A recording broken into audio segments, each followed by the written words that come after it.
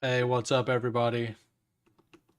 We're back today with a little bit of a different episode. We'll give everybody a few minutes to trickle in before I start the story. Vaporware, Fantasy Dog, Anthony, always appreciate you coming in. I know you can't usually watch, but appreciated. And Dale and Victor. Hey, JT Bestball is here. And yeah, so I messed with the overlay a little, like the setup a little bit. Wanted a different look today. Hey, what's up, Schneid? We are at Who's house. We're about to tell the Who story to the Who crew. So, but anyway, I something else. I'm gonna do this and make it public for everybody. I've been working. I've got this set up basically for weekly winners for a cheat sheet. Whenever the schedule drops tomorrow, I'm going to fill all of this in, and then you'll be able to click at the bottom and have all the games that are released, and that'll just be free through my Discord or if you have the link. So it might take me a little bit to get all of it done. I tried to color coordinate it, but with dark mode, it's kind of difficult to get it color coordinated. So I'm semi close to the colors. So anyway, we've been giving everybody a little bit of time to get in here. We'll go ahead and we'll start the story. Well, thank you for Steve, Green Bean, Hartman, and Sandy. All right, so I'm just gonna kind of tell the story. It's a story. It starts. It's a two-part story. It starts from something that happened at a job, and it'll take a little bit to get into what really happened. Uh, and I'm going to go ahead and say hi to the rest of the fam. We got Garage, Mike Groff, Covers, and DT. So I worked at a grocery store. It was like the first part of this story is you need to know, and a lot of you probably figured it out. My first name is James, so that is half. That is part of the Hoohames. And as you get to the actual apex of the story, you'll figure out what exactly it was, why that happened. So I worked a job. It was a grocery store. I was in my early 20s. I dropped out of college because I have a problem with authority. Uh, it happened. It's in the past. It's whatever. Like, I know you may not think that, but yes, I definitely had a problem with authority, and I still have a couple incidents, let's say, at work. You know, like I'm smarter than everybody, and I tell them, right? That's how I feel. It's not true, but that's how I feel. Uh, so yeah, I worked at the grocery store. It was about 2 years, and this was back when minimum wage was like $6.25 an hour, right? So it was $6.25 an hour, and I worked there for 2 years. Got like a small raise to like 640, and eventually they promoted me to department manager. Uh, Obviously, like if you were to guess what department I would be in, you would also choose health and beauty, right? Like I definitely look like the health and beauty guy, without a doubt. That had to be that, right? I definitely the guy know all about shampoo and everything else that goes along with that. Learned that pregnancy tests get stole all the time, like all the time. Uh, so some little things like that. So while I was doing that job, they also added a brand new part. Like the company I was with had 27 stores, and I was in charge of the HBC of one, and they were rolling out a new program, and they wanted me to like work with it because I'd been there a little while and I was competent at my job, and they wanted to put in basically like a gimmick Dollar Tree or dollar store or whatever in there, right? So we were our store was one of the first ones to put it up, and I was in charge of like setting the whole thing up. I did all that. I did a fairly good job. So they actually the one of the main guys from corporate, like there was the owner, and then there was two corporate heads, and one of those corporate heads came down to look. He liked it. He actually offered to pay me to like drive around and help them set up new stores. And it was pretty sweet because they could either give me uh like they would either comp my room, or they would pay me gas money, which was at the time they were paying 50 cents a mile to drive, and I it was like a 150-mile drive a day. So I was like, well, hell yeah, I'll just drive 6 hours a day and get that. And then they gave me time and a half on top of it. So because I made $6 an hour, I obviously took that route, right? So during that, I got into the process. So whenever I took that job, also, like this is only like 2 months in. It was taking corporate a little while to actually give me my raise that I was, another quarter or something. It wasn't much, but there was a whole bunch of little things going on. So obviously, I wanted to nickel and dime them as much as I could because they weren't paying me what I was supposed to be paid. So I went and I did that for about another month and a half, like continually just did that, helped them set up stores. And eventually that ended. I got a pretty, like, I was known by the guy, like the second of the corporation. And I felt like we had a one-on-one kind of relationship. I don't know if he agreed, but I felt like it. And so later, he ends up coming down to our store. Like after all of that ends, he comes down to our store. And at this point, the job I actually wanted, which wasn't health and beauty, weirdly, was came open. And it was a job for the milk and whatever, the dairy. And I wanted it because I prefer cold weather. But that the person who took that job like instantly got their pay raise. So obviously I'm upset, right? Uh well, this guy, the corporate manager, and by the way, I've honestly like been blessed for having a ton of really good bosses. Like everyone who didn't work for the Walmart Corporation that I've worked for has been fantastic. And this organization was no different. Um, like for my direct managers. So we ended up like, his job was to come down, tell us what to improve on and all this stuff. So he comes down, we do our little walk, and the whole time, like, he's got like his little notepad and he's writing some stuff down, just writing some things down. And at the end of it, it was like a 15-minute walk, and he didn't really have a whole lot of negative things to say. And he ended up like only writing 7 items down. And he starts going down the list. And I'm not sure if any of you have ever worked in like retail, but some places call it zoning, some places call it facing, but it's essentially whenever you just bring the product to the front to make the store look full. So because people are more likely to buy if all the stuff's at the front and there's no holes. If it looks empty, people are less inclined. It's like a mental thing.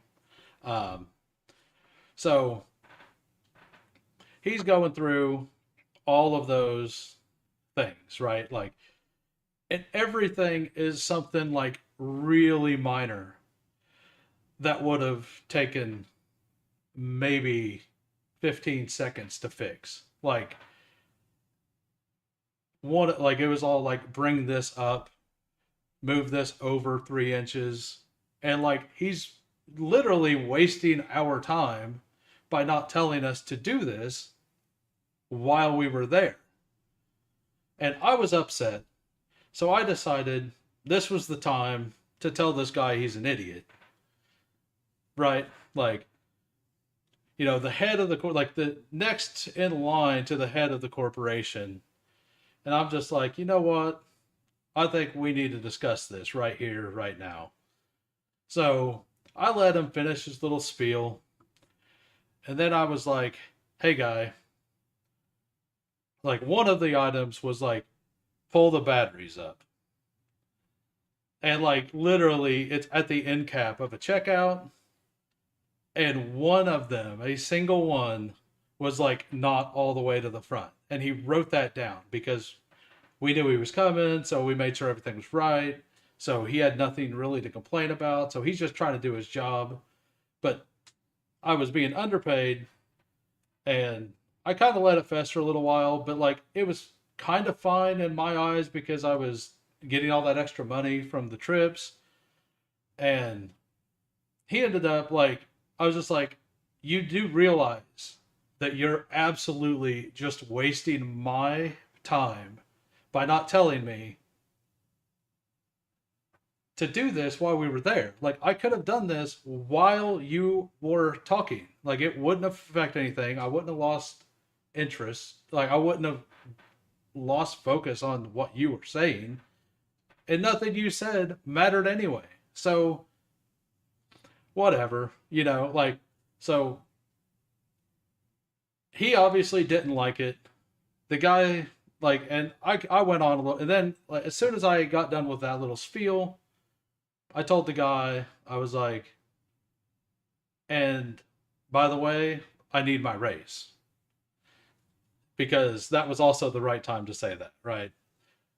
Uh, we, so I end up, I go out and fix all those things. It took 15 minutes to walk around the store for him to write everything down and all that. And it took me like 4 minutes to walk around and just fix all the things that he wrote down, like that we wasted all the time on. And he was not happy when he left. And my boss was forced to suspend me because I was being a rebel, I guess. I don't know. Whatever. So I went back there, and my boss was actually kind of laughing about it because he understood. Like, he was fine.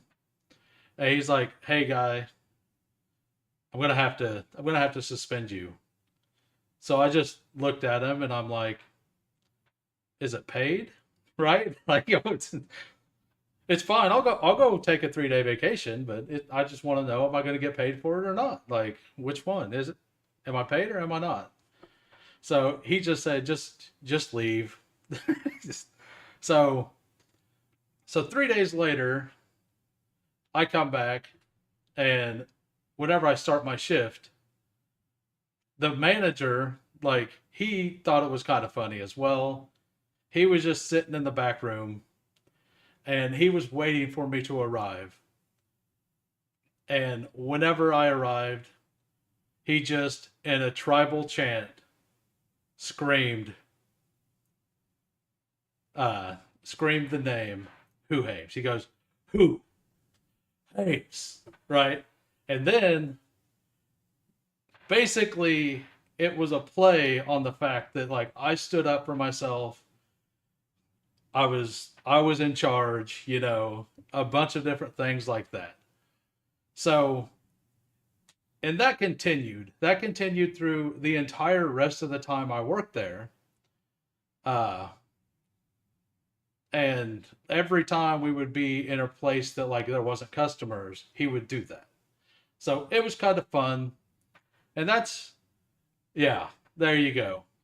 I can't do it as well as he can because it's like a really deep voice that he would get. And I can't personally get to it, but it's great. Well, that's part one of this story. That is what created the name.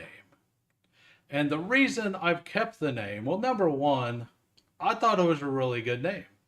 So this was happening around the time that Halo 2 was out. Well, my buddies and I, we would always go around, or we would always get together and play. And it started as a group of like 6 or 7 of us, and ended up being a group of like 19 of us that played. Like we had 4 TVs and all that, right? Uh, at one house. I mean, it was a really good time.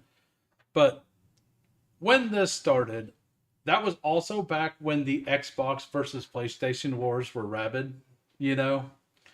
And I was the PlayStation guy. Uh, love it or hate it, I was the PlayStation guy. So whenever whenever we went to make our profiles on, because part of the fun was, you made your profile on everybody's account, and then like your name popped up whenever whenever you got the kill shot, right? Like, so I obviously like the whole thing about playing shooters and playing games with friends is so you control each other, right? So like that's what makes it fun, is being able to BS with each other, have a good time, like upset each other a little bit in a manner that doesn't actually matter, but it's just for fun. And there's always a lot of like give and take with it, like things stay light, but it's always a good time. So because number one, I was a PlayStation guy, and number two, like the whole like gaming, and actually best ball kind of sort of relates to this. Like everybody thinks they're the best. So like there's a lot of people that just thinks they're the best. So like they're just trying to alpha on people, right? So like I use that kind of as a joke. And so I use the profile name Hoohames. And whenever I made my profile, I came up with this picture. And the reason I came up with this picture was because, and I'll go through it, but this was my profile picture. And the reason I took this, like some of you may see it already, but I use this because there's 5 phallic shaped objects on this, right? Very phallic shaped objects. I I was establishing my dominance. We were saying that what this is every time I would kill you, we have penis on penis on penis on penis on penis. And obviously, you got to have the white background, right? So, like, it was a good, like, I was making it, and I'm like making up this story the whole time I'm making up the profile. Oh, yeah. Like, and then we started playing, people showed up, we started playing. Yeah, nobody expects it. Uh, so we started, uh, I need to remove that. So we started playing, and yeah, the first time I killed somebody, and no, so number one, I was not good at the game. Of the 18 or so people that we had playing, I was like the 12th best, you know? So because I was bad, I wanted to make a statement when I killed you, you know? Like, it needs to be embarrassing for you when you die because I'm not good at this. So that's what went into it. And then whenever I killed, the first time I killed somebody, they were upset because, we were talking the story the whole time. And I just looked at him, waited until he looked at me, locked eyes with him, and I just said, "Who owns you?" And that was, the legend was born. Every time I would kill anybody from then on out, the entire room would erupt and just say, who owns you? So that's the little story. I'm not sure if you guys like it, dislike it, whatever. If it was a waste of time, I enjoy the story. But that is what happened, why the name exists, why the name stayed. And now we could get back to what this channel is actually about. And that is best ball. I don't know what this happened. So I'll go through some of the comments. Everybody, no, not many people were actually talking through that. Yeah, I think it's a great story, but you guys are the audience. You guys get to tell me if it's a great story. And I figured nobody would expect the quadruple. It was, yeah, the quintuple teabagging. Yep, exactly. And I don't know if you noticed, but so the reason I went with pink as well was because the where we played, they had a dog, and that dog continual, like, he was like a red rocket master, right? So that was like the reason that this whole thing like even started out. So, but anyway, I'm glad a few of you at least liked the story. Yep. Yep. So it seems like most of you guys enjoyed the story. So, I mean, that's going to become the thing now in my streams, I'm sure. No, or just who owns you, right? So, like, I know, like, Gamblestein for a while, he said the, like, who and, like, who's the, like, just who as a thing. No, that has actually been the lore, and that's why I play along with it. And it's kind of funny that it is now a thing within these streets. Anyway, I am going to load up. I'm going to try a 30-second puppy. I will enter in 10 seconds. You'll let me know how. On a side note, I'm having sloppy joes with Wagyu. Ooh, that sounds awesome. Draft is starting. That filled quick. If you like the story, if you're here now or later, please like the video. And if you are not, and you want more, if you want actual best ball content, go ahead and subscribe. All right, gotta be a bunch of random builds now, uncorrelated with the Who chat. Maybe this might not be the spot to do these drafts. Maybe I'm the one that's going to insinuate chaos into the streets. All right, I got the 5-hole, green beans at the 7, polite haters at the 9. By the way, welcome, polite hater. I was in the middle of the story whenever you popped in, so I didn't say hi. I believe this is the first time. Hey, go back. You're gonna like it. It's Halo inspired at one point. So, because I know BBG, I think he said he played really, like, he played at a high level. So, and so to be honest, like, I wasn't even that big of a Halo fan, but it was a lot of fun to play multiplayer for sure. Like, my take on it was, I was more of a like, I liked actual shooters without the vehicles a little more, but it didn't make it an unfun game. It was still a great game. First time Who, great story. Oh, are you? Yeah, I mean, I was like more of a Mario Party kind of guy because you also got to screw people over. Oh, SOCOM. Okay. SOCOM was Anthony there. Hey, what's up, Crossface? If you missed the story, you'll have to go back to the beginning. The It seemed like the chat liked it. It was a little bit of a long. It was a little long-winded, but I feel like a good story needs a little bit of boring parts to get to the apex of the story.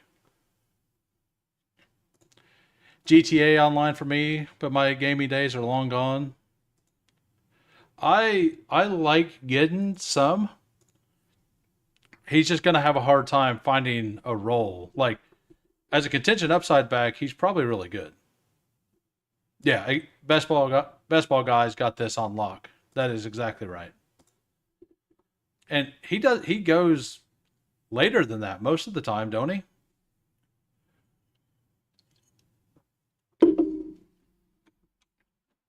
All right. So if you are in this lobby and I did not call you out, let me know. Yeah, Mario Party, like we my group of friends preferred Mario Party 1 because it was the only one that when you lost a mini game, you actually stole the coins from the other people. So, like games like that and Munchkin, stuff like that, that's what I grew up on. Uh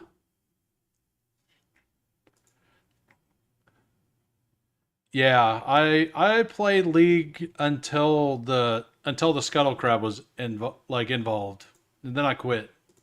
I actually I actually moved to Heroes of the Storm whenever I quit League. I actually preferred Heroes of the Storm. I know that's not popular, but I did. Yeah, so I don't know, but like I'm pretty excited to put this chart out for everybody though. Like I'm also going to try like I might make it a separate chart itself, but I'm also wanting to do one that has just like the entire team schedule. Like you could pick the Dolphins or whatever, and then it'll just show you their schedule. Because the way they do it online, it's such a pain to find anything. I just want it in a way that's orderly and you don't have to thumb through ads to look at it. All right, we got CD Lamb. Achan seems to be pretty popular or easy to get with Achan right now. Or with CD. I think I'm gonna actually pull T Higgins up here. I've been wanting to get some more T Higgins. I had a whole bunch of them in the big board, but he never falls back around. Like he rarely falls back past 27 anymore. And he was in the big board, so I was picking him up in the third round like every draft. Yeah, it's luckily my buddy has the Master Chief collection, and I was able to. We actually downloaded the whole collection just to get that image uh, for the story. I was worried I was gonna have to like make it up and make one that looks similar to it in Paint, but we were able to get on there and use that. Only non FPS game I played was StarCraft 2. I didn't have the speed to play that game for sure. Pong.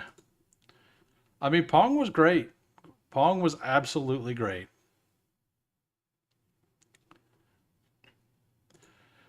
NBA Jam. All right, where did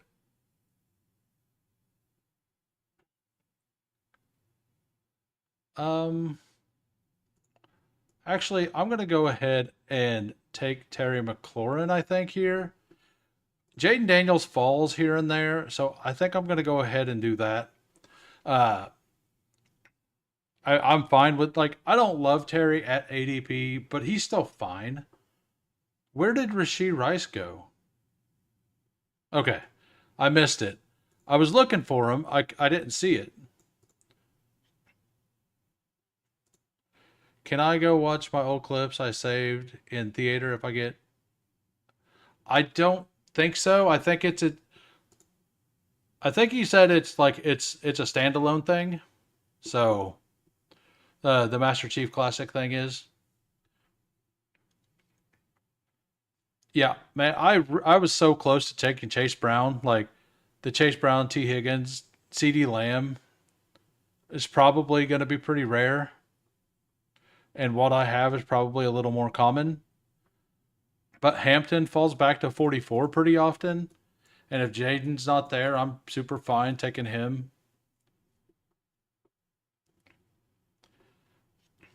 But I assume best ball guy. I know for a fact that Tyler Emo Cowboy will absolutely love my story. And I'm assuming Meat Gazer will also love the story whenever he finally gets to it. All right, let's look and see what people are doing. Green Bean, Genty, Lad, Chase Brown. That's awesome. Pretty sure I've done the same thing. Polite Hater, Worthy, AJ Brown, and Nico. Can't go wrong with that. And I think that is all that I know in here. The lobby actually filled pretty quick, so I don't know why I closed that down. Uh, I'm also working like I was talking to. I'm sure a lot of you guys know CLN. He's gonna start streaming here fairly soon. He's working on stuff, and whenever like he actually got somebody to work with some overlays and stuff for him, so I'm probably gonna hire somebody as well to. It's pretty cheap to get some of the stuff that I've been trying to learn on myself. Like just to have somebody who knows what they're doing to just do it. I would rather just pay for it to be done if it's not super expensive. So, and it'll definitely improve the quality of this stream and definitely want to do that. I think non-stream drafts tonight may be softer fields for what it's worth. Most regulars will just be waiting for the schedule now. It could be.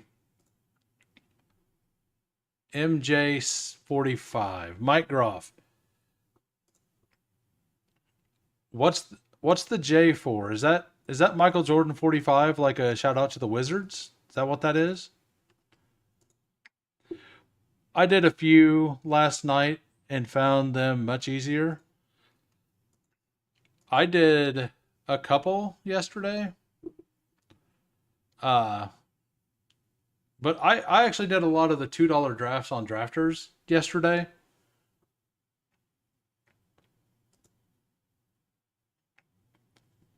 Well, believe me, I was not going to do it, but he told me how much he was paying, and I'm like, well, that's reasonable. Like, I'm gonna have to look into it. I'm gonna look into it tomorrow. And honestly, a lot of it's not that difficult. I just don't know what I'm doing. Like, I know a lot more about the hardware of computers than I do the software myself. DK Metcalf gets brought up by Mike. I mean, they took Jaden Daniels from me, but they left me Brees Hall. We'll go ahead and take the Brees Hall fall. I've got Brees Hall at 44, 45, 46 a couple times, and I'm rarely passing on that. Okay, your son's name, Michael James. Got it. I was that's why I was confused because your name is Mike Groff and it's MJ. But 45, I could be wrong, but I believe 45 is the number Jordan used when he was in Washington. At least I have another confused individual with me here. Yeah, I have a four running back start to where I had Jefferson and then Achan, Bucky, and Brees Hall fell all the way down here. Well, on that team, I mean, we're just gonna play these hits, right? I'll take Hampton there. Uh, and maybe Burrow falls all the way back. Mike ETR user confirmed. Maybe. Metcalf. Don't they have Metcalf like wide receiver 15 or something? Oh yeah. Oh, I forgot that he was 45 for the White Sox also. I knew I remember he played for the White Sox because so I live in Illinois. So there's a lot of Jordan fans around here. So I I like to poke at people and to mess with them. So I know a lot of stuff about Jordan. 45 when he came back as well. I forgot about that. And so like the one thing that I say to like NBA fans, and it's just a troll move. Uh, if they argue like the greatest of all time, LeBron, Jordan, all that, like it doesn't matter. You can't compare between eras. Like that's how I feel, and that's in all sports. You just I tell people that if the greatest of your sport of all time quit the sport to play another sport, your sport probably sucks. Just to get at people. Like, I feel like that's a pretty hilarious way to talk to people. Like, just to like, jab a little at people. Metcalf on an offense that would rather run the ball 99 times out of 100 seems odd to pull him up. I mean, if Aaron Rodgers goes there, Aaron Rodgers locks on to people. It makes sense. If Aaron Rodgers does not go there, this could be very bad. Uh, I don't know if you guys listened to the Swolecast today or I think it was Ship Chasing. They were talking about that. About the MJ thing. Yeah, I think it's pretty hilarious. Uh, and it's not even a belief thing. Like it's an unarguable thing that they like if how do you argue that point, right? LBJ, MJ, Wilt, Jabbar. I mean, wasn't that Celtics guy won like 9 in a row or something, right? 9 championships in a row. I can't remember his name. Bill Russell. That's right. Yeah. I'm obviously not old enough to have watched him. So we will pull up Matthew Golden here.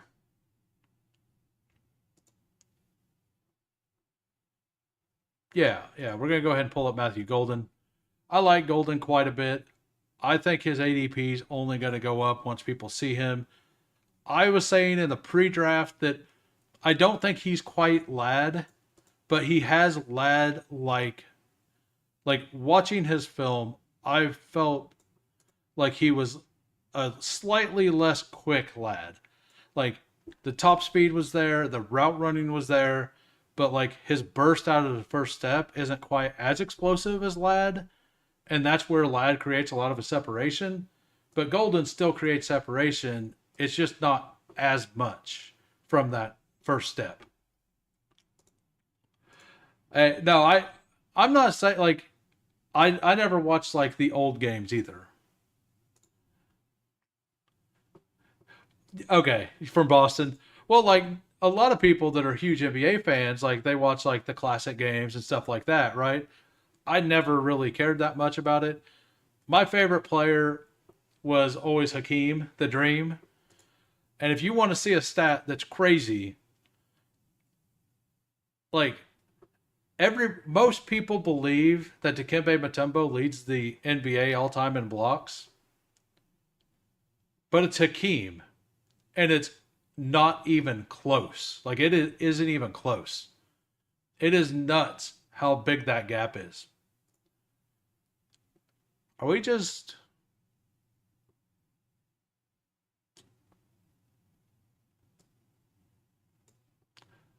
all right? I mean, through 7 rounds, I got Brees Hall, Omarion Hampton, Quinshaw Judkins, C.D. Lamb, T. Higgins, Terry McLaurin, and Matthew Golden. Hakeem had elite footwork. He did. So, so everybody in chat that doesn't know the answer or just looked it up, how many blocks? How many more blocks do you think Hakeem had than Dikembe Mutombo, who was number 2 in his career? If I remember right, Dikembe had like 3,200 ish. It changes generations by 50 years. They'll see.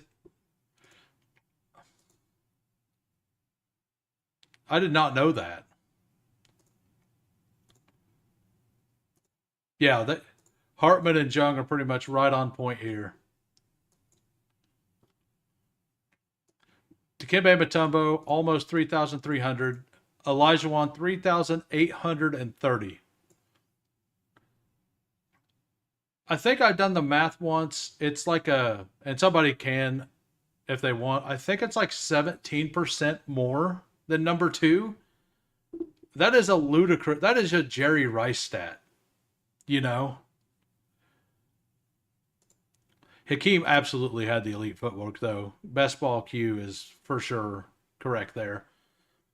And, like, he was such a likable guy. Yeah, they definitely did. Those Rockets teams were. So, like, part of my hatred, like, my dislike for Michael Jordan, like, number one, I had to hear people talk about him constantly because I'm from Illinois. So like that never helps for me. I just the fact that when he quit basketball to go play baseball, the Rockets went and won both of those years. I honestly believe that the Rockets would have destroyed the Bulls in a championship. And I said that forever. The Rockets just kept failing on the way there. And if I remember right, the few times that the Rockets played the Bulls in the regular season, Elijah kind of held Jordan in check. But I get it. Jordan was a different player in the postseason. I think Tim Duncan got a lot of his post-game moves from Elijah. I mean, he probably did. Hakeem and Timmy were, I mean, it's not the same game now. And whenever those players pretty much left, I was pretty much done with the sport myself. Yeah, for sure. Wemby will pass him in blocks if he has a long enough career. I mean, that's the hardest thing anymore, right? Is how long the careers are.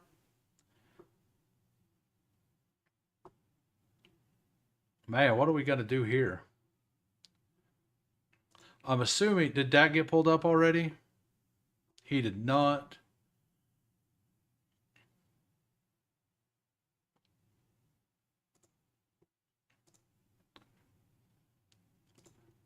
You know, I think I'm going to go ahead and take Jaden Higgins here. Give myself another little bit of a backstack option. I might have to pull my. Where is the Pickens drafter? He was on this side of me, if I remember right. Oh no, he's right here. So if I want Dak Prescott, I have to take him at 101 because I'm positive that Mike here won't take him, like will take him with either 102 or 115. He's got all single stacks available. So if I pass on him, I'm basically passing on Dak. I'm kind of okay with that, assuming I'm going to look and see where, what's his name? Jaden Reed went. Where did Jaden Reed go?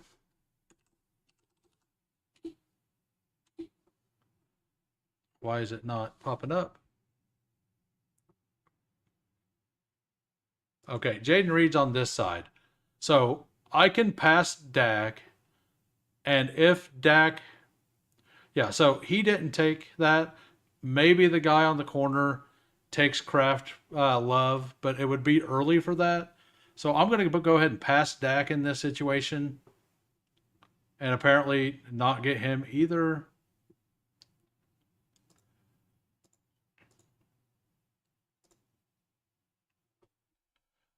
I think I want. I could backstack Bo Nix, or I could just take Fields here. I think I'm going to go ahead and just take Andrews. I have 3 quarterbacks available. I'm always up for backstacking backstacking Bryce Young. I could have taken Justin Fields for the Brees Hall mini stack. Like, I actually don't mind Brees Hall, Justin Fields stacks. Wemby needs to add muscle to have a long career. Looks like everyone back on the Jaden Reed fan bus. I was getting lonely. Yeah, well, the Coach Speak Index said something about him, and anytime the Coach Speak brings up something, which I haven't looked today at what the Coach Speak has brought up. I'm going to look at that right now, actually. But yesterday, they basically said that they brought in Savion and Golden because I'll just bring up the actual quote. Green Bay Packers. Jaden Reed looks great. He looks like the same Jaden, fast and explosive. I think he just got worn out down the stretch last season. A lot of hits, and he had this shoulder injury the last game. Obviously, Savion Williams and Matthew Golden can take some load off Jaden Reed to keep Reed more fresh. So, as the season goes on, these younger guys can get more touches, and we kind of spread it out. So, basically, they're saying Jaden Reed's not a full-time player, but in best ball, he is explosive. So, if he's going to be his best self, but just be it less, it's probably like that's probably fine. Like, in his rookie year, that's kind of what they did. He wasn't. I don't remember what his snap share percent was early on, but I believe it was pretty. Like, it wasn't that high, even when he was like the darling at the end of the season. Like, don't quote me on that. Like, you'll have to go look it up yourself. I don't remember where I get my snap share stuff. I actually took a nap right before I got on here, so my mind's still a little cloudy. But if he looks if giving him less snaps makes him more explosive player, like, I'm kind of into that, honestly. Reed's role won't change. He's our slot receiver. He'll just have less jet sweep style plays, though. Yeah. I mean, let's say he goes from 70% of the snaps or whatever to 60%, but he's fresher and he pops more. Like, that's a good thing, right?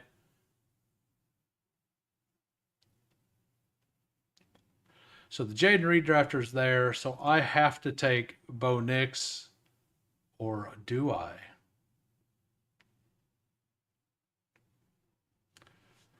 Let's see. Dak gone.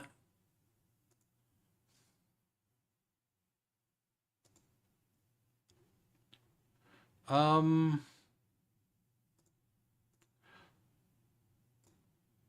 think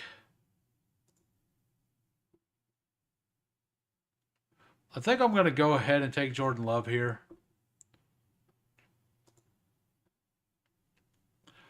It'll give me at least one stack. I've lost out on some other ones. I only have the Jaden Higgins stack that I can still get.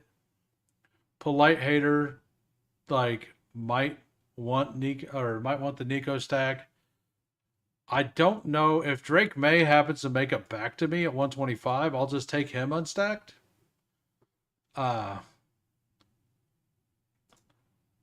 You hope they are. Are you and Polite Hater both Packers fans? I assume. Mr. Wicks and his drops may end up being odd man out. Yeah, probably. That's how I'm taking it. Because I mean that offense, they do rotate people, and I think Savion Williams will have some huge games late in the season. So the guy I took Jaden Reed from took Drake May, Kyle Williams, Drake May. That is a fantastic pick. I could just take Herbert here to stack with Love, or to stack with Love Hampton, but I think I'm going to take the slight fall on Tootin here. Uh, so after 11 rounds, I have Jordan Love, Brees Hall, Marion Hampton, Quinshaw Judkins, Bayshaw Tootin, C.D. Lamb, T. Higgins, Terry McLaurin, Matthew Golden, T. Higgins, tight end Mark Andrews. So I'm basically like locking myself into a 3 quarterback build, which is fine. I think the upside of Tootin here is enough to warrant for that. Dobbs is your favorite wide receiver, but oh, you do believe he'll get traded? What do you think I was going to do? Take Herbert? I mean, I thought about it. Uh, I mean, at least it wouldn't have been like a total naked snipe, right? With a backstack. And I believe Justin Herbert, like honestly, like all these quarterbacks could be argued to be in the 9th round. Like that's why I don't worry about it that much. Yeah, I hadn't looked to see where the lad drafter was because I wasn't really planning on it. And doing this also meant that if Trevor Lawrence happened to sneak all the way back, I could have taken him. Tootin will probably see a role in the pass game, I assume. I don't have a lot of Jordan Love teams. Polite Hater pushing Stroud. I love it. That's exactly what I just did. Uh, what else does he have? Oh, he's got a big. I actually really like what he done. So he pushed Stroud because he also has Trevor Lawrence, or he also has Travis Hunter. So I bet he would have taken Trevor Lawrence if he came back at 136 over Nico or over Stroud, and he'll take Stroud here. Yeah, that's exactly how I would have played that. It makes a lot of sense to do it that way.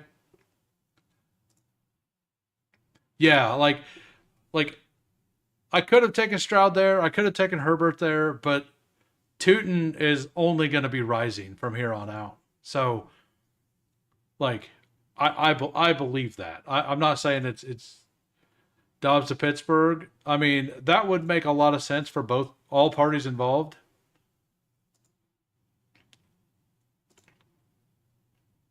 I mean, and this is one reason I was. Oh, I got. All right, so what do I want to do here?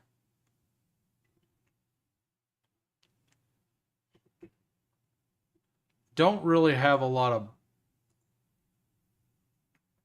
I think here I'm honestly just going. Do I want to do this or this? Like, it is pretty early for Bryce Young, but I'm fine with it. I like Bryce Young more. If I take Bryce Young here, I'm guaranteed to pretty much get one of his wide receivers on the way back around if I want him. Uh, he can always just take Coker in the last round. I was honestly hoping Kraft would make it back to me, and then I would have just taken a quarterback and backstacked him at 149. But Green Bean also knows ball. Took Tucker Kraft. Like, man, Tucker, these tight ends, like, it dies up kind of right after Fergie goes here in a minute. But the tight ends in rounds 11, 12, 13 right now are gold. But as soon as those, like as soon as like Ferguson goes or Strange, Ferguson, and Ertz goes, I personally think that it feels pretty bad after that. I don't know what the rest of you think.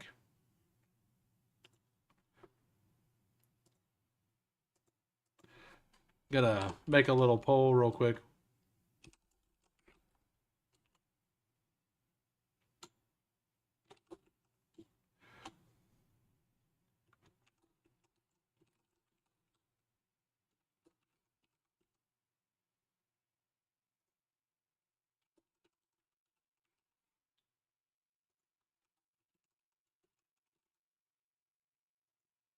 All right, sorry about that.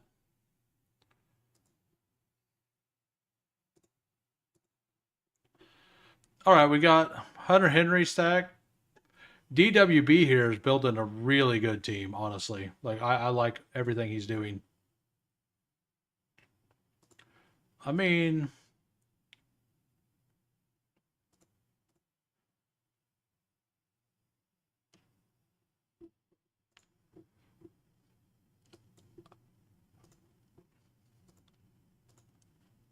I might just take Trey Benson and be done at running back. Yeah, we're gonna do that. We're gonna take Trey Benson. We're gonna be done at running back.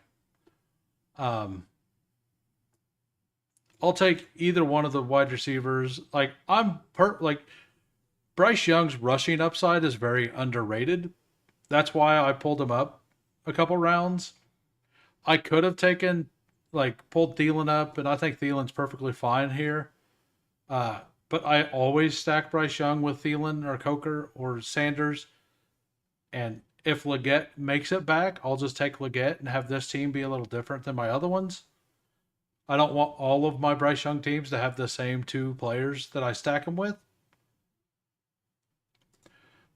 I love having two quarterback choices so you can push confidently. Yeah, it's fantastic, especially when one of them isn't a hyped guy and the one that falls pretty often, like Stroud. Like with Stroud and anybody else, you can push pretty confidently, right? Because no, very few people take naked Stroud. Taylor only click I like after. Yeah, and I have a lot of Taylor. I like late tight ends, but there's definitely a teardrop. Yeah, no, that's how I feel too. And I actually have a lot of Jatavian Sanders because I have 30% Bryce Young. And in my eyes, if Carolina's offense takes the leap I believe they're going to take, I think Jatavian Sanders is going to, at minimum, get like 5 touchdowns, right? Like maybe it's only 400 yards, but a 40-yard game with a touchdown, that's a very solid week in best ball for a tight end. So, like, whenever I'm going, Mark Andrews is my guy, and then two late guys, like, I just need those guys to fill in some gaps, right? So, I'll probably take Sanders early. If anybody wants him, they can have him. I'm not that sold on it. Like, I'm not locked into having to have him. I like to have two tight ends by the time Otton shows up and closes. Yeah, that Otton is borderline for me in that tier. I was very into Otton in pre-draft, but that's maybe the wrong way to look at it. I know that he's not like Egbuka is not a tight end, but I think the Egbuka signing or draft pick hurts Otton a little bit because they're just going to be competing for targets so much. I have one or two Tommy Trimble teams in the big board. Like he did sign for a reasonable amount of money. But that was because it was 20 rounds, right? In 18 rounds, I probably won't be doing that. Which ones do you like, Scott? I'm curious. Like, and my boy Pat Bryant, man, he is flying up these boards. It feels good. hey, look, both of them are available. Maybe I get the other one on the wraparound. I prefer Thielen there. 100% prefer Thielen, but I'll take a little bit of a discount there on Xavier Legette.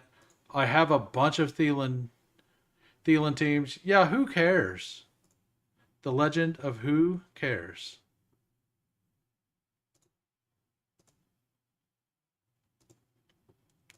Yeah, I mean, I'm gonna guess that story is gonna offend a couple people, and they won't like me. That's fine. It's what it.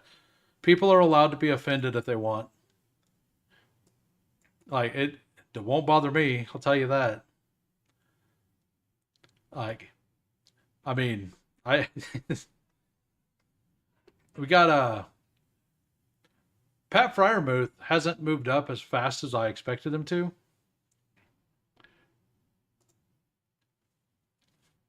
Oh well, the beginning of the video whenever I'm done, you can go ahead and rewind or not if you don't care to know. But I thought it was a pretty decent little story. A couple people in the chat thought so. Am I gonna get it? Am I gonna get the double stack? Because if I do, this is a fairly Thielen Legette's actually kind of lower owned because they go together, and they go together in a spot where the quarterback also goes.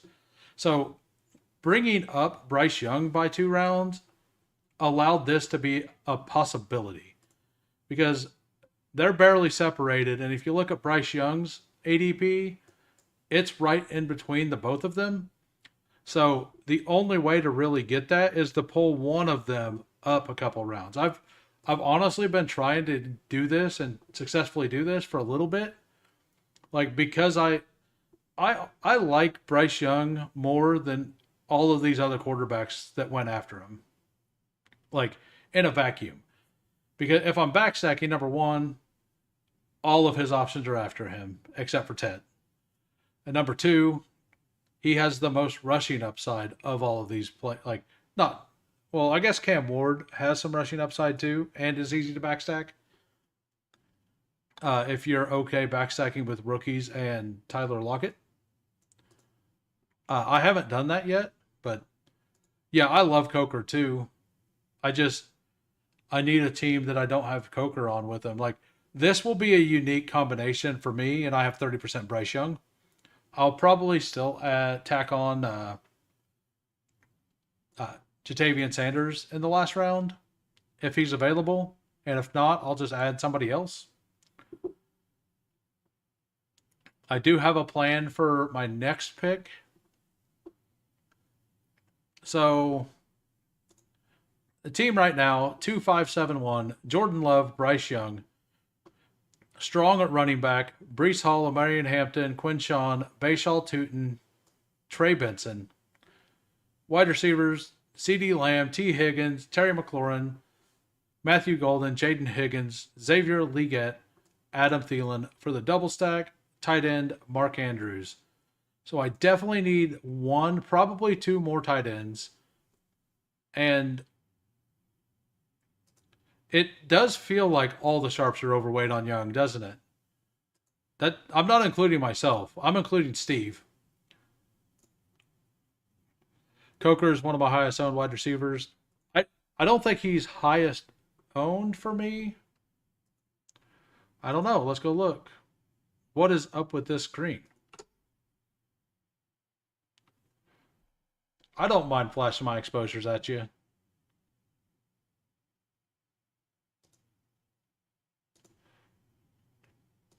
Here we go.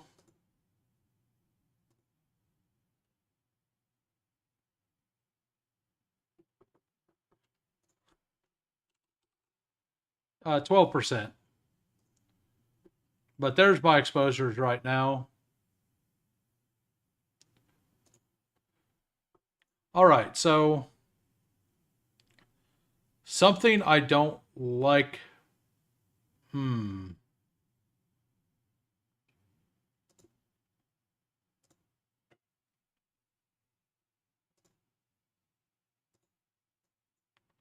We're gonna go ahead and take Jawan Johnson. If Shuck is available on the wraparound, we'll take him. If not, we'll take Sam Darnold. If they're both gone, I'm okay with two quarterbacks with this. I don't love it, but I am okay with it. I have a lot of Tet and Young with one of those other three as well. Hope no regression for Young. What's weird is I have 31% Bryce Young. I guess I do have a lot of Tet. I didn't realize I had that much Tet. But yeah, like I'm in on KC being better again because all their players won't be injured. I'm also in on New England, and then I'm in on Carolina, right? So those are the bigger bets I'm making. I'm kind of picking teams this year, and I'm just going to bet. So one of the mistakes I made last year was I was pretty locked into takes like Tajay Spears is cheaper than Tony Pollard, but they're equal players. So I'm only going to take Tajay Spears and no Pollard. And I did that at like 3 or 4 different points. Did that with Najee and Jalen Warren as well. And it worked out. And I did that with Chase Brown and Zach Moss. It worked out in a couple situations and it didn't in others. But I think leaning in one way, but at least taking some of the other player is what you have to do. Like, if you believe the offense is going to be good, you just bet on that offense, right? I think that's the way that you should do this. And I don't think that's good enough. I mean, I don't have like any Sam Darnold. But I would have taken Darnold and then backstacked Arroyo there. So do a Jawan Johnson, Tyler Shuck late. It's also divisional correlation, which we'll see if it ever matters. Like, divisional correlation has already paid off, right? Because the only Week 17 game we know is Denver at Kansas City. So doing the thing has already paid off for some, right? And I assume, like, generally the league puts a lot of division games the last 2 weeks. Like, the last week is always a division game. But the next to last week is the division game a lot of the time because they want to have high impact games, right? At that point. Also, if you want to do another draft, put it in the chat. What do you want to do? Do we want to do another puppy? Do we want to do an eliminator? Want to do a weekly winners? Even a sprint? I don't care. Like, I'm up for any of those. No big dog, no BBM.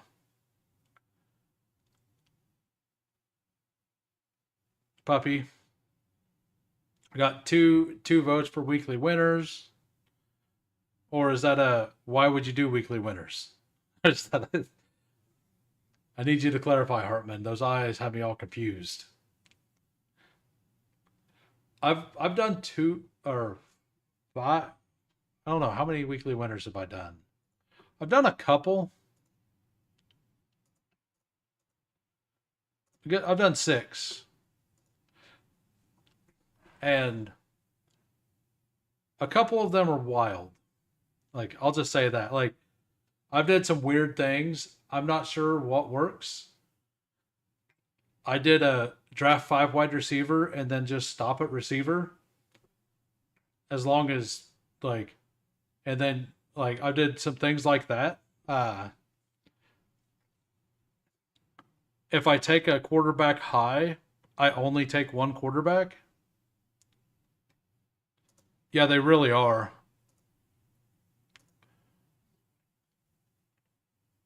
Yeah. So we have 2 votes for weekly winners. I do think you need to build pretty wild in that contest based on the payout structure. Right. Yeah.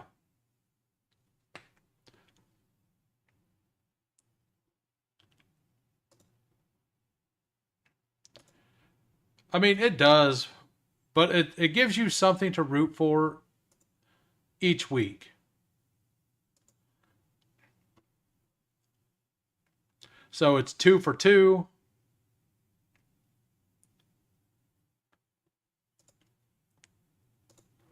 We have 2 puppies and we have 2 weekly winners.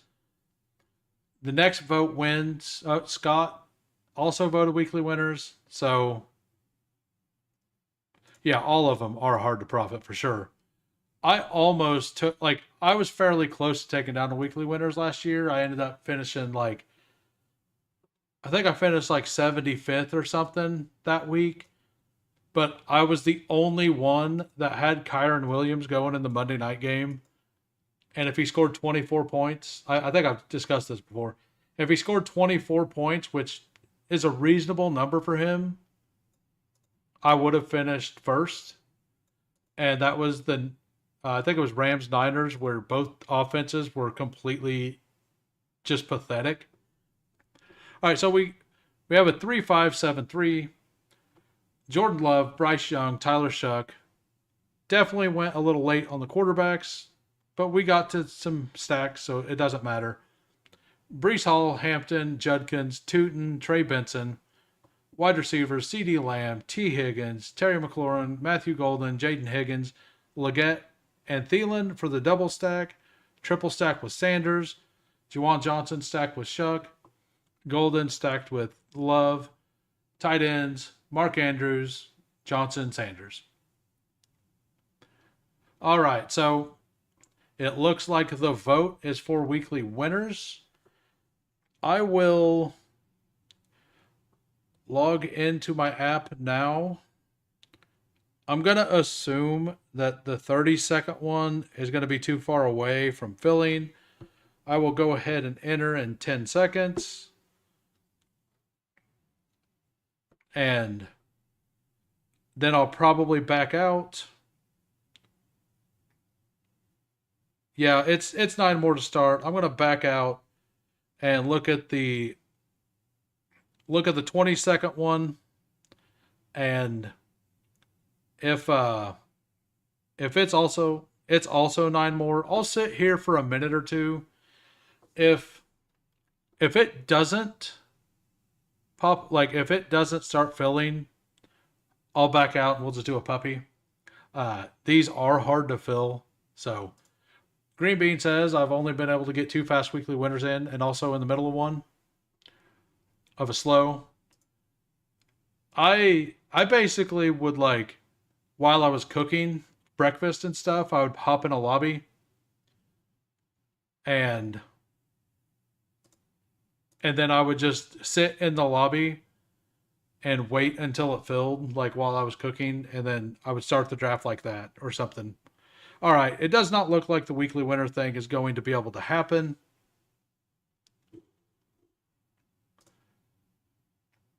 Thanks for the kind words about my team. I can't draft and chat at the same time. What did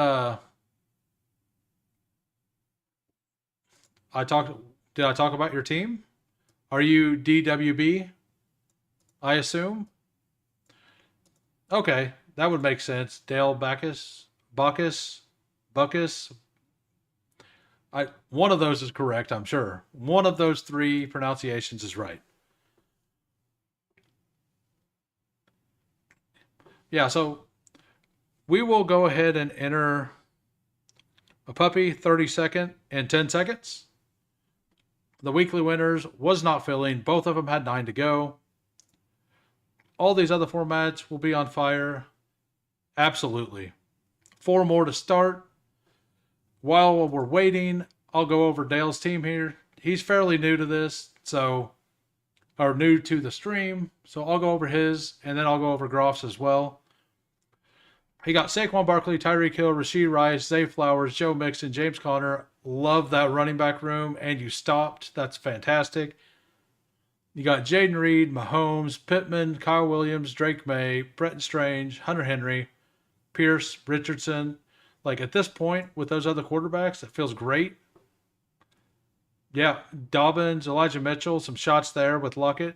It's a really good team. Mike, Bijan, Brock Bowers, Adams, Metcalf, Pickens, Juwan Jennings, Caleb Johnson, Hawkinson, Mason, Dak. You got your George Pickens stack. Rashid Shaheed, Rashad White, Geno Smith, Matt Stafford, Wilson, Corum, Austin, and Whittington. Very correlated team. What did you? Oh yeah, you had Bowers. Okay. Yep. Very well built. The other draft has started. Fantasy Dog is at the 1. I got the 11. Green Bean at the 3.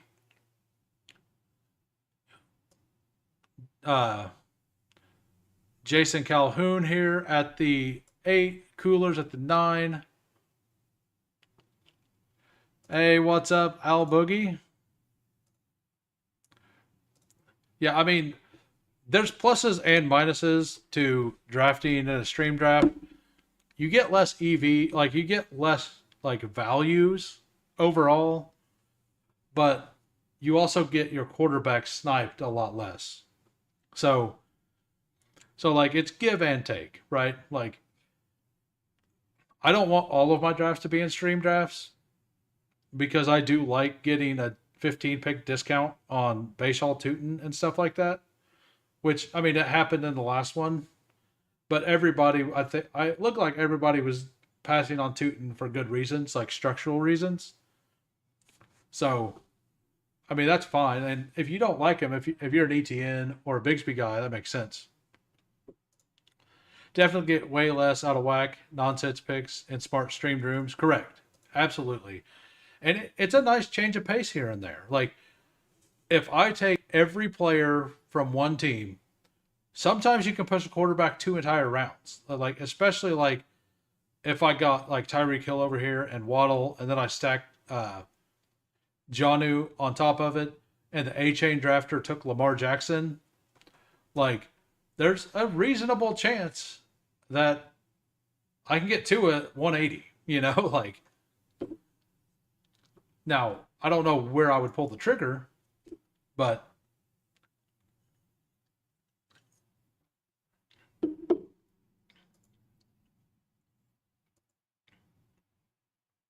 I have these 3 rated exactly the same.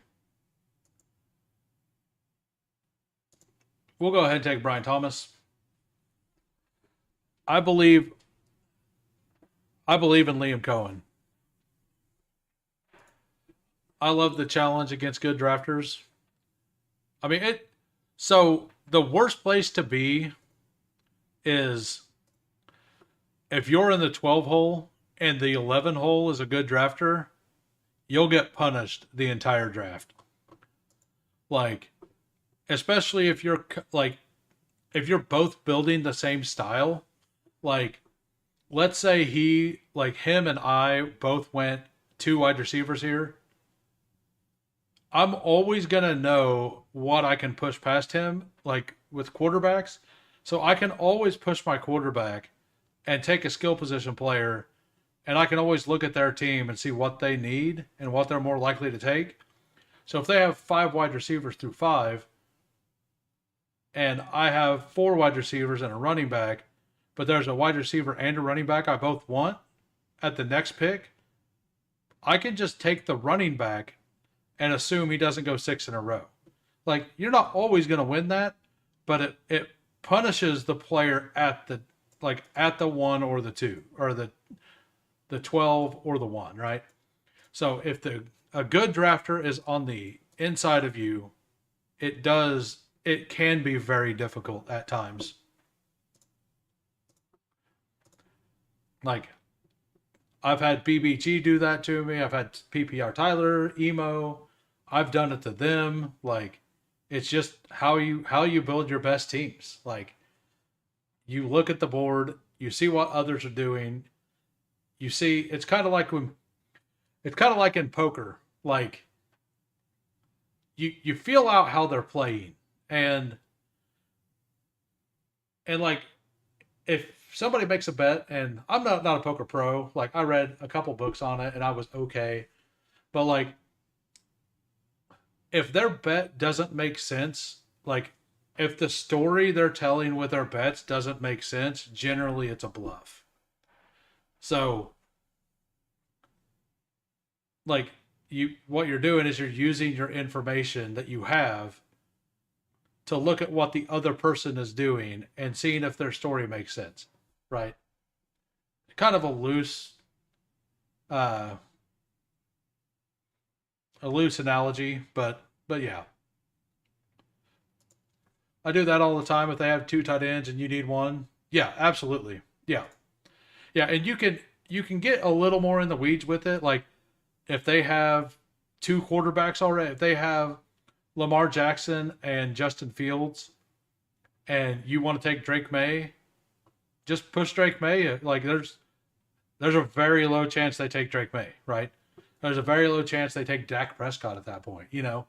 So if you're in a draft by yourself and you're at the two hole, like the most important person in the draft room for you is the person at the one hole. And you want to know what that person is doing at all times because it can affect how, like, what you pick, like which one you pick first.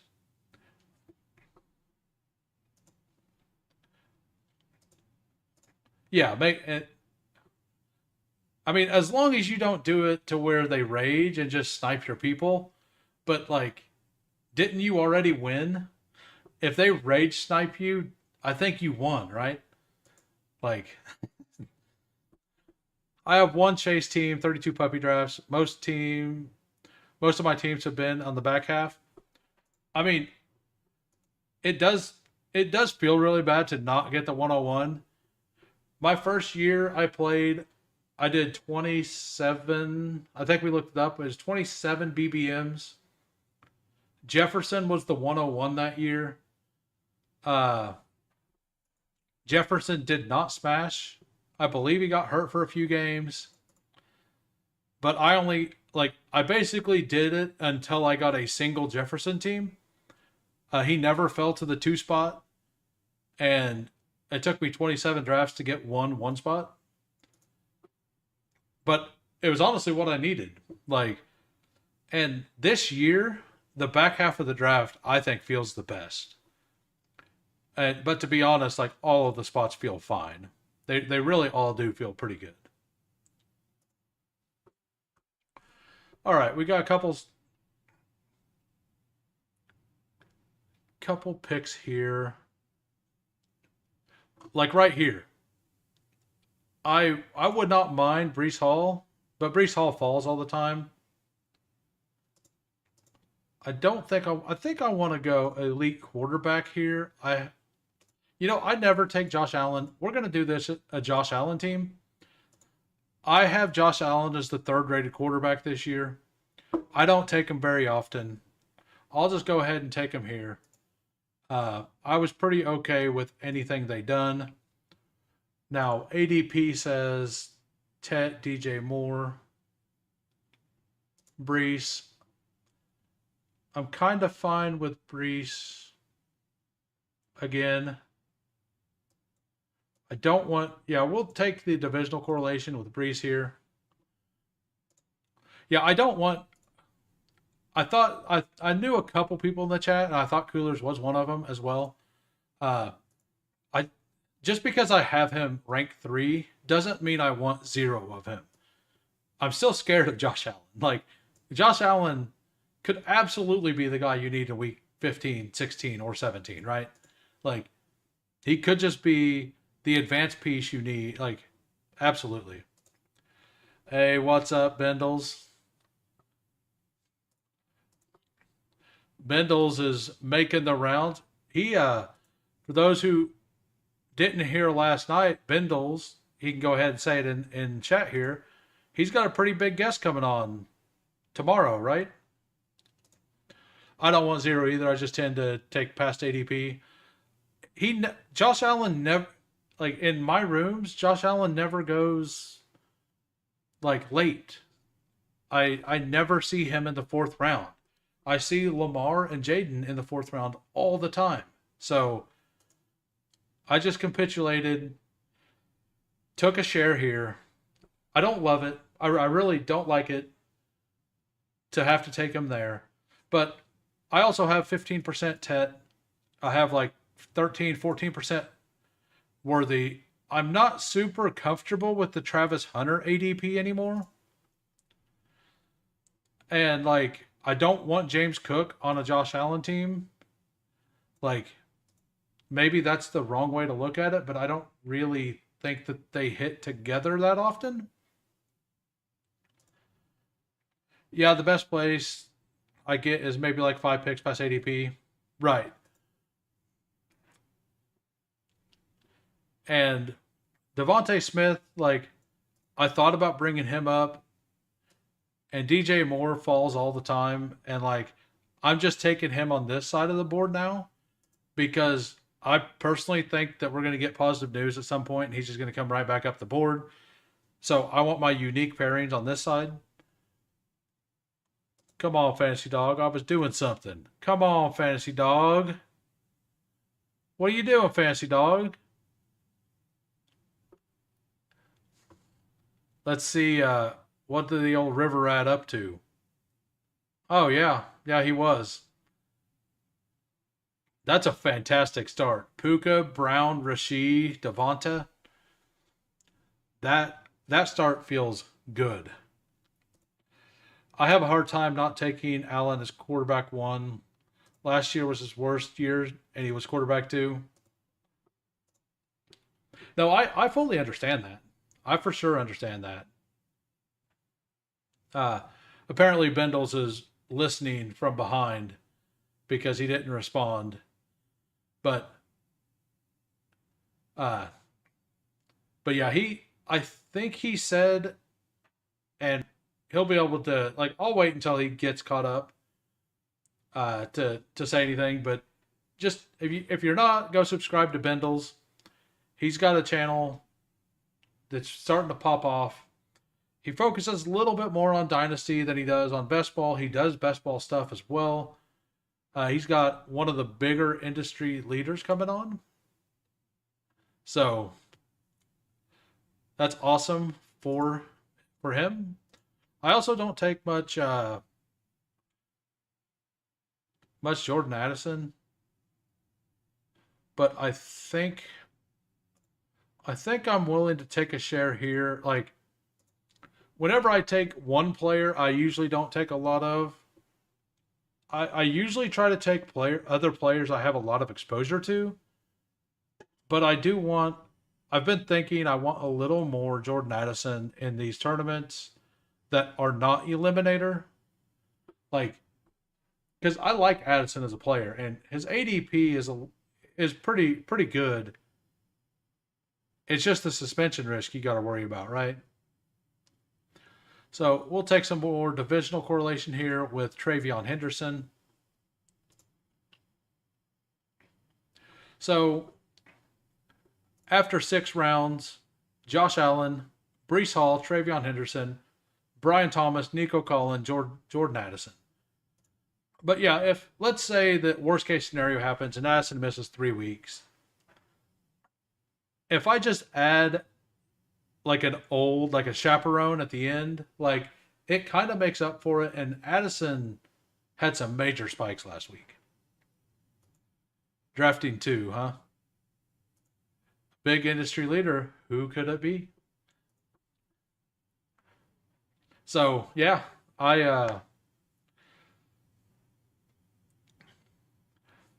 so James Conner is like, he was going up in the middle, and then he was starting to slide down, and now he's coming back up. I think we're going to see him up here in the mix with Walker, Chuba, Henderson, Kamara here pretty soon. And I do wonder if RJ Harvey might fall just a little bit, having to play Kansas City and at Kansas City in the cold, week 17. Like, I'm sure Jason Calhoun is already aware. He's got a week 17 correlation right here. That's one reason I was debating on taking Xavier Worthy, is to try to get an extra stat. Like, it's the only game we can stack right now. And Rashee Rice at 32 right now was pretty rare, especially in these stream draft rooms. So Did he mean to take? Did Hey Jason? Did you mean to take naked Joe Burrow? I'm just curious, not judging. Or are you just getting Fantasy Dog back? Was that a revenge click? Is that what that was? I think it was a revenge click. Let me know in the comment. Let me know in the chat. Was this a revenge click? Was it a timeout? Are you going to take Jermaine Burton in the last round? Believe me, I won't steal him. We got I love him and revenge. That's not the hill I'm going to die on. He's going to continually fall. His ADP will, he's going to end up normalizing at the 6-7 turn. And Gesicki's a fine click with him. It's not exactly what I want to do. And they said it on ADP chasing earlier that T. Higgins, Jacob Sanderson said, he thinks people might start bringing T. Higgins up to the front side and then just stacking Burrow on this side. What's funny about that is, if you've been watching me for a while, that's something I was doing in the big board some. It wasn't all the time, but if I pulled somebody to get different in the second round, it was always T. Higgins. And the reason was because Joe Burrow, if I'm willing to take the Joe Burrow stack in the sixth, I might as well just push it, get it on this side, and it's more likely for it to come back to me. All right, we will go ahead and take the mini stack here. We'll take TJ Hawkinson. He doesn't have a tight end yet. I knew that. So I know for a fact he would, he most likely would have taken Hawkinson. And I did kind of want Mooney there. I'm not that worried about it. It could take Aaron Jones as well. But I've been trying to get,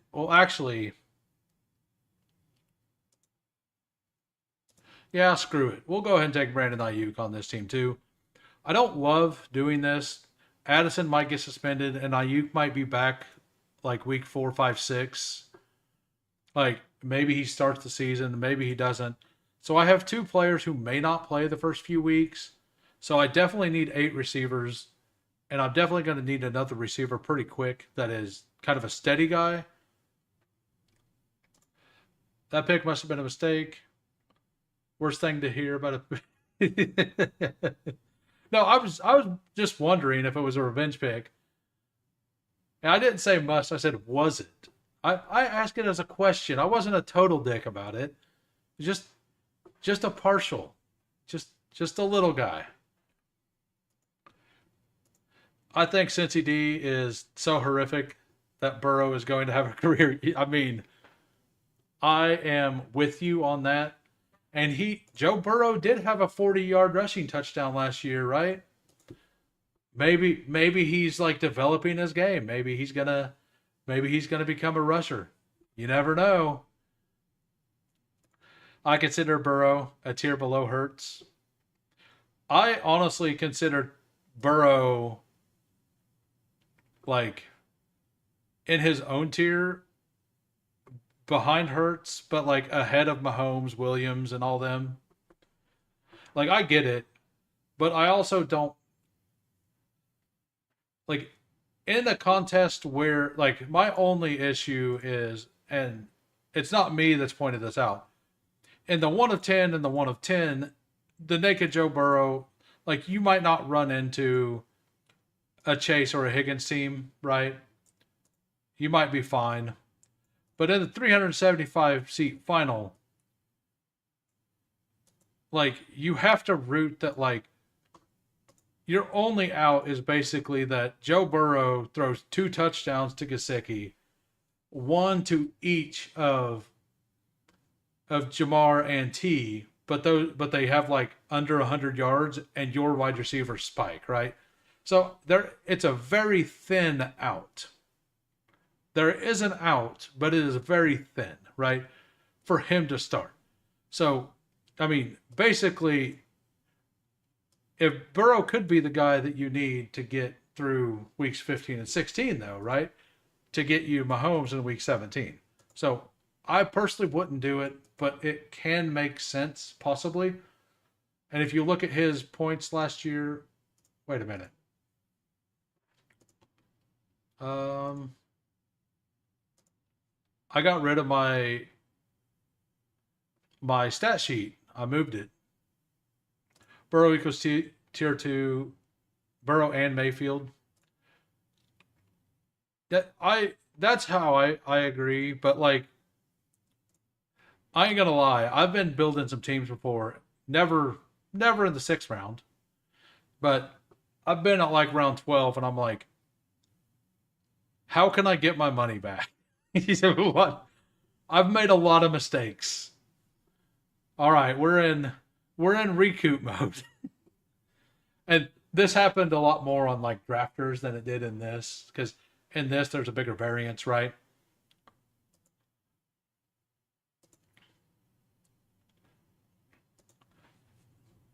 I don't ever take. I can't bring myself to take Michael Pittman. We'll take Keon Coleman, get a little stack.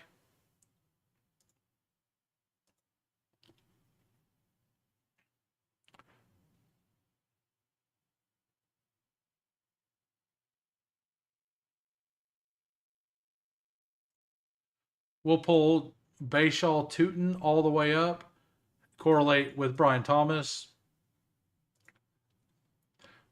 So, team right now: Josh Allen, Brees Hall, Travion Henderson, Bayshaw Tootin. Wide receivers: Brian Thomas, Nico Collins, Jordan Addison, Brandon Ayuk, Keon Coleman. Tight end: TJ Hawkinson. I have 3 possible. This team's going a lot better. I have a lot of possible stacks still available. I was kind of left myself out on a limb last time. Yeah, no, you can backstack it with the other 2 players. Uh and I mean there's a non-zero probability that I'm wrong, right? I'm personally not doing it. That doesn't mean that it can't work.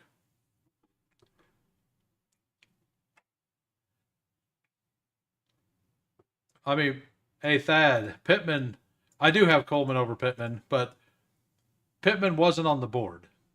And I have Josh Allen. I was actually debating on taking Pittman this draft. Uh, I'm more into Josh Downs and Alec Pierce than I am Pittman. But Pittman's price is fine. It's I'm generally at the point here that I either want. The problem with Pittman's price is I have number one, I have Bateman over all of them. Uh, like not Jut Downs, but I have Bateman over the rest of this group and Shaheed. But I'm generally looking to get my quarterback, or I think that the last tier of running back is right in this area. So I generally try to do that. The third best option is Chase Brown. You can stack him with the 4th or 5th option on the team. Yeah, and all it. Well, I hope you enjoy it. That's all I'm going to say. I hope you enjoy. It's kind of long winded. May not have been the best story. I enjoyed telling it.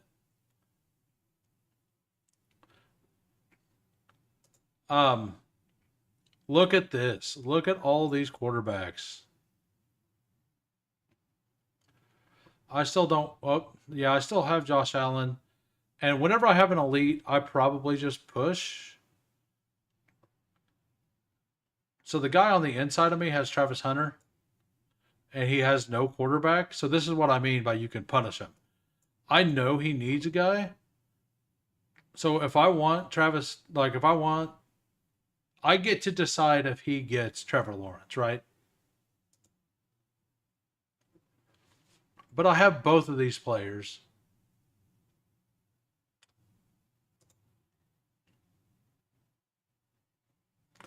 Yeah, I'm going to go ahead and take Trevor Lawrence because I also have Tootin.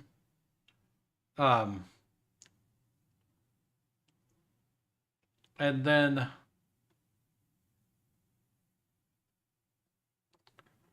I will probably take Kincaid as well. And at Hawkinson and Kincaid, I can be done at tight end. I can also be done at quarterback. I will probably add a third to one of those two groups. I'm not sure which one yet. We'll see how the draft goes. Burrow will fall to the 60s by August. I agree. That's I think that where you took him is going to become his like general ADP, and in a lot of rooms he'll fall down here. But let me bring up my stat sheet. Like Joe Burrow last year was absolutely fire, right? In the playoff weeks, you did kind of need him stacked though, right? Like for advancing, it's fantastic. Like he's an awesome pick, absolutely awesome pick. So yeah, like he was 22.57 points a game last year, which is the second most. Uh, he had 43 touchdowns. Fair, like I honestly believe it's repeatable. Like 300, almost 400 fantasy points. Like that is fantastic. The problem is like in a like in my mind in a smaller field, like the problem is the 375 seat final. If this was like a bulldog with like, or even like 100 seat final, like I think I'm perfectly fine with it. And the guy, no, he wasn't. I was talking earlier about how to watch, like you can kind of dictate what happens to the guy on the inside of you if you pay attention to their draft. And I knew I had, like if I wanted Lawrence, I had to take him, kind of thing. Uh hey, what's up, Tyler? There's a reason running quarterbacks go early. It's because you don't need their pass catchers for them to hit. Absolutely, that is a great point. Someone clip what? Clip anything. I don't care.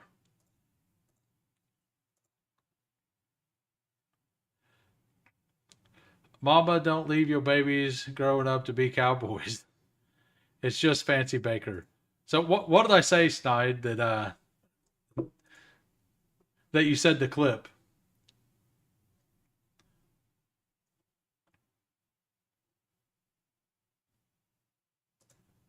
What do they? I don't know. I don't know what I said. I need somebody to tell me. So I do need another running back here. There's a couple still I like. I will be a little thin at running back in this room, almost for sure. I don't want Braylon Allen on this team because I have Brees Hall. I'm perfectly fine with Eckler or Garindo. I don't really love Tank, but the guy inside of me is pushing it. Pushing real good. Yeah, oh, I don't care about that. That's fine. Like if you heard any conversation that I have in the real world, you would know that that doesn't bother me like at all. I'm the first to instigate that kind of stuff.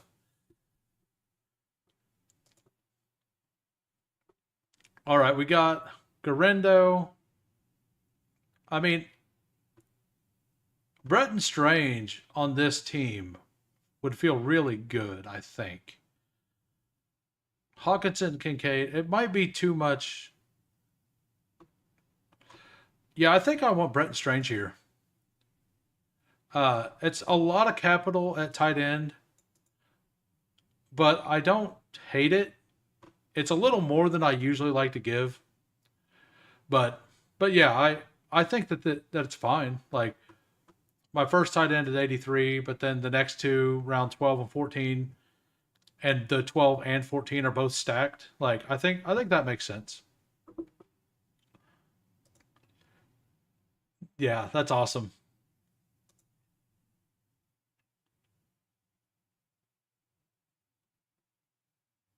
I'm really bad at voices. Get up on the music. No, it's all good.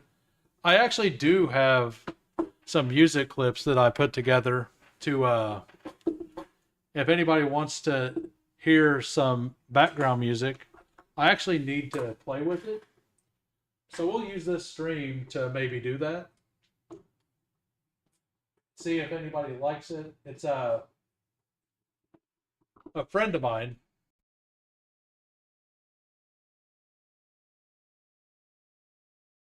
Test, test. Okay. Yeah, so a friend of mine that I used to work with at a different job actually made this music. Um, so we'll give it a shot. And I don't know how loud it'll be. I know he does like, and I don't know how loud this is going to be. Let me refresh it. The page messed up. We'll get to where it's actually loud.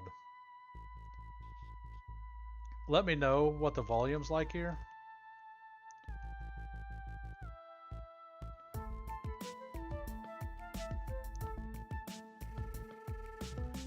Yeah, so to me it sounds fairly good. I know my voice is a little lower on the mic. All right, good. And then let me know how the music is as well. Like, it's just a bunch of random stuff that I found him. Or that I found. Like, I looked through a bunch of his stuff to find some stuff that I liked. Voice louder. I don't know how to make the voice louder on this. I'll have to mess with that. Is it still loud enough? Or I could just talk a little louder, maybe. Yeah, I like not everything he had was great. But I'm also very picky when it comes to music. Some of the stuff he has, I thought were absolute jams.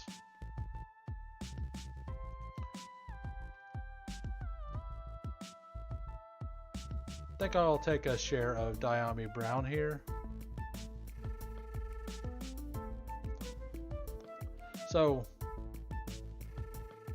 both volumes are low. Let me...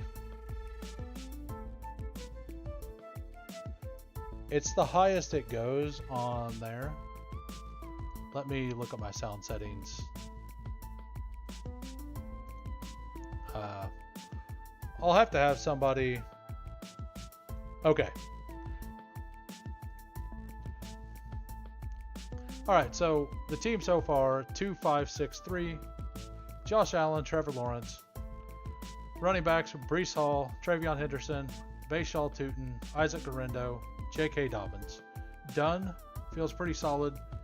Wide receivers, Brian Thomas, Nico Collins, Jordan Addison, Brandon Ayuk, Keon Coleman, Diami Brown. Tight ends, Hawkinson, Kincaid, Bretton Strange. I'm probably just tacking on 2 more wide receivers here. Feel like you're being transported to the White Lotus to a time in a White Lotus episode and something is about to go down. Yeah, so like all of these tracks are like 4 minutes long. I only put 9 of them together.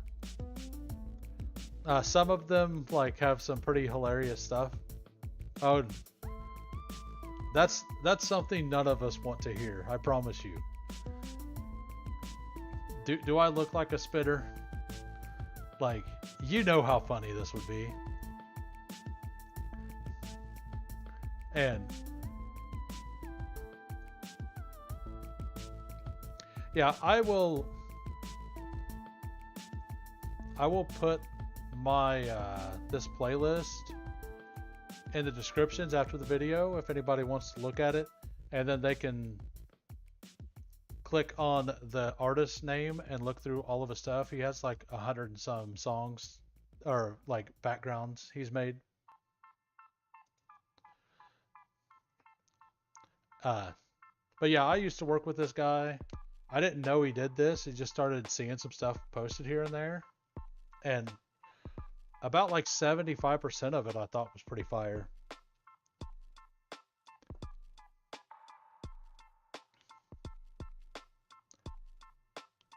So we got, the problem for me is like music makes me zone out. I'm hoping I can stay talkative through it. Like the ADD kicks in.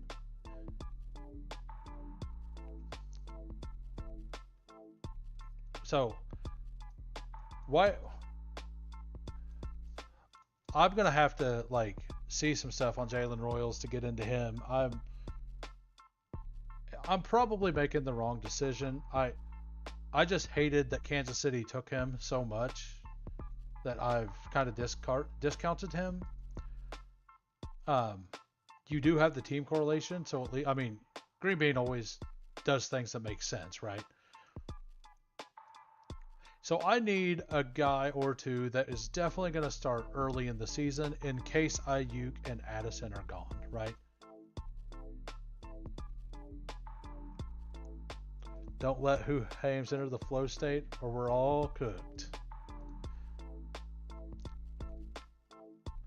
Like,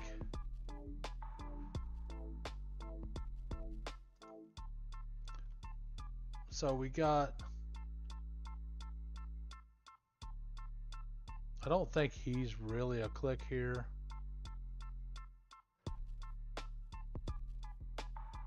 Thielen, I mean, if Thielen was here, Deontay Johnson's the one I'm actually looking at. Actually, Roman Wilson. Roman Wilson will be the click if he's available. The next pick. Yeah, we'll go ahead and take Roman Wilson. All right, team is finished. Got a 2-5-8-3. Quarterbacks, Josh Allen, Trevor Lawrence. Running backs, Breece Hall, Travion Henderson, Bashal Tutin, Isaac Garendo, J.K. Dobbins. I really like this room. Some youth here, some contingent upside, a possible smash at ADP.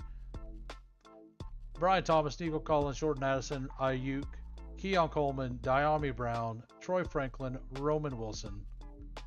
Tight ends, Hawkinson, Kincaid, Brett Strange. Both quarterbacks are double stacked with the tight end and a wide receiver. Feels pretty solid. Now let's just hope we get some week 17 correlation in here.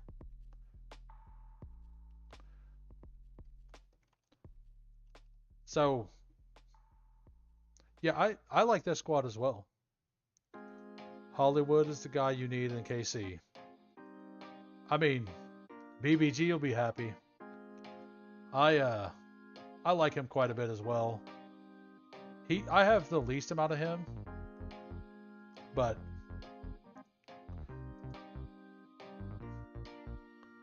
we'll go ahead and look over everybody's team since this will be the last draft I do tonight. All right, so Fantasy Dog, Jamar Chase, Terry McLaurin, Mike Evans, Jalen Hurts, Joe Mixon, David Montgomery, Tony Pollard, Jonnu Smith, Mark Andrews, Rashid Shaheed, Dak Prescott, Josh Palmer, Adam Thielen, Eckler, Pierce, Slayton, Kavontae Turpin for the stack. Who'd you stack? Did you end up taking Goddard?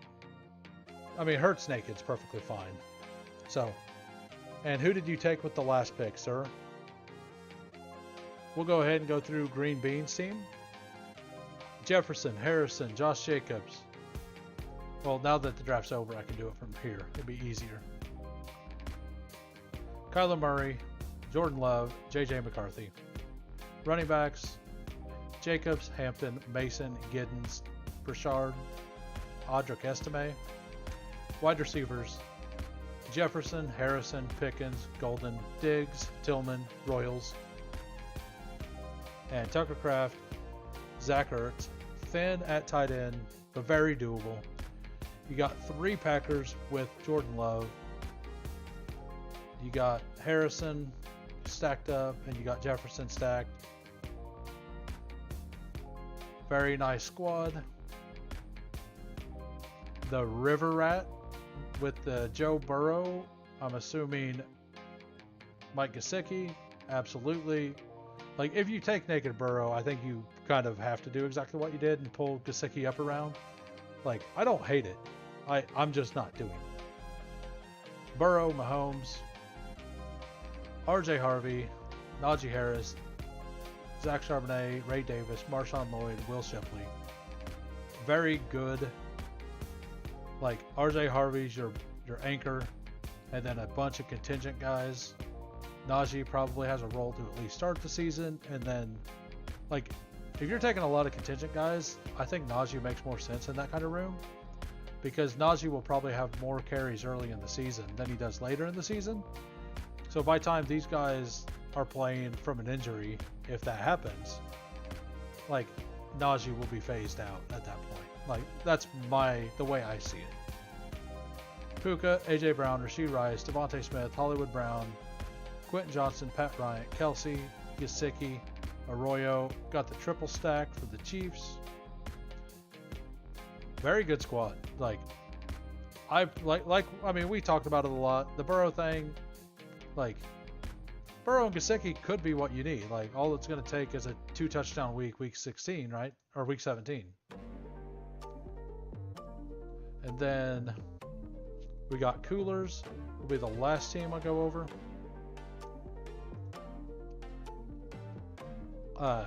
2583, Lamar Jackson, Matt Stafford, Chuba Hubbard, DeAndre Swift, Tyrone Tracy, Jalen Warren, Tajay Spears. Very good. Just solid all the way around.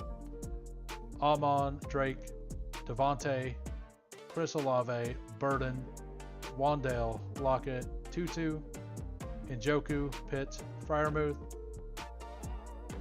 You got Bateman didn't fall back to you. I think Andrews also didn't fall back, if I'm remembering right. And maybe you don't like Andrews. Yeah, Bateman. I'm assuming you wanted Bateman to come back around. But, I mean, even if you didn't, like, Naked Lamar is fantastic. So, alright, so,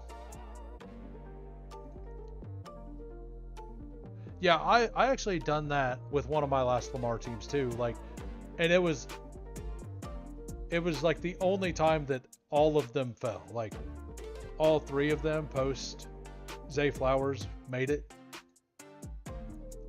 So let me know what you think about hey, what's up, Vapor?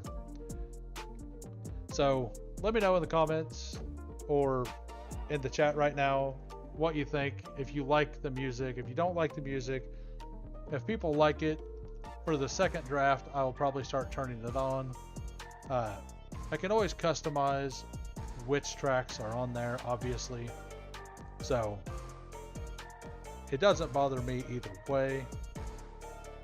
It's just something I was looking at and trying to mess with. It took me a while to set up. But alright, good. And yeah, I'm trying to when I listen to music, I don't listen to like one style. I like multiple styles of music within my music. Like, I like listening to like 2 or 3 rock songs and then a rap song mixed in. Never country. Like, just not a country fan. So, but hey, welcome Kelly. Thanks for stopping by. But anyway, I will be back tomorrow, 4 p.m. Take care, everybody. See you then.